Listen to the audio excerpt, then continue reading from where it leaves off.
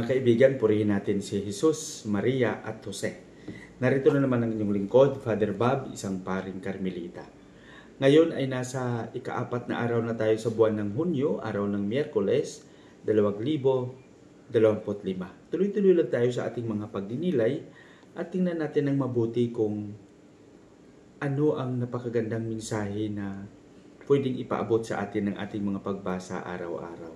Malayo man tayo sa simbahan, hindi tayo makapagsimba, ngunit sa tulong ng mga modernong teknolohiya gaya nito, ay maipaabot natin ang napakasimpleng pagninilay. Ang ating ebanghelyo sa araw na ito ay babahagi sa atin ni San Juan, Kapitulo 17, versikulo 11 hanggang 19. Dito binigyang diin ni Jesus yung pagpapahalaga sa mabuting balita.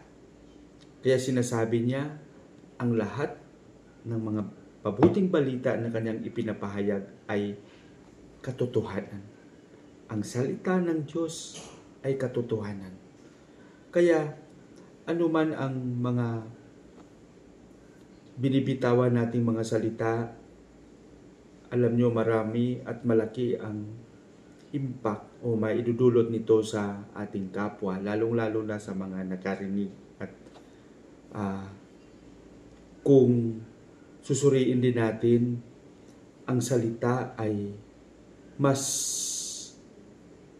may bigat pa minsan, no, kaysa talagang ginagawa natin. No? Halimbawa, yung sasabihin natin na sinasabi ng iba na minsan mas maganda pang sampalin ka kaysa pagsabihan ka ng hindi maganda. No? Kaya siguro sa palaging sinasabi ni Jesus na ang salita ay katotohanan, ito ay magkaroon ng katuparan kung lahat tayo na nakarinig ng mabuting balita, ng salita na galing sa Kanya ay patuloy na nagsisikap na maisabuhay din, maipakita at maipadama sa ating kapwa. Dahil una sa lahat, si Jesus na nagpapahayag ay katotohanan. Kung siya ang katotohanan, ang lahat ng mga sinasabi niya ay katotohanan. Sa ating pagkasalukuyang panahon, dahil sa mga personal na interes, madali lang ang magsinungaling. Minsan hindi na natin alam kung ang naririnig ba natin ay totoo o hindi.